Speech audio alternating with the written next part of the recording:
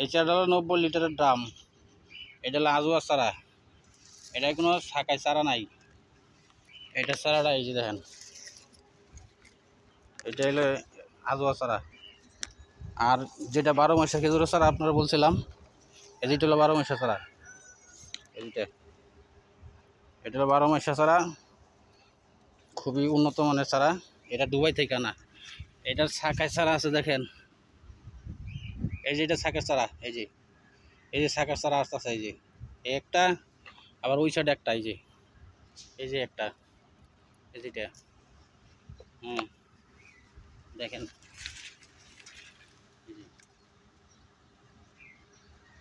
এটাও আপনার 90 লিটারের ড্রাম। এই যে চারা, এটা হলো 12 মাসের চারা। এটা বছরে 2বার ফলন আসবে।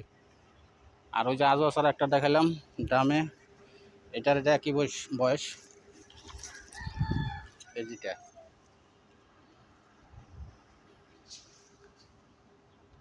এরপরও আপনার এই বছর চারা আরও আছে, শাখায় চারা আসে নাই, 12 মাসের চারা আছে, দেখাইতেছি।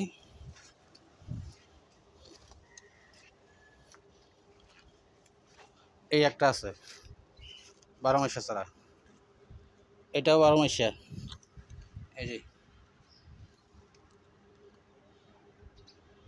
আর বড় বড় ড্রামে আছে, দেখাইলাম যে আপনারা ওই যে বড় চারাগুলি, এই যে চারাগুলি, এইসব বড় বড় চারা নিলে সরাসরি আসতে হয়, আর পিক আপে নিতে হবে। পিক আপ ছাড়া এই মাল নিতে পারবেন না।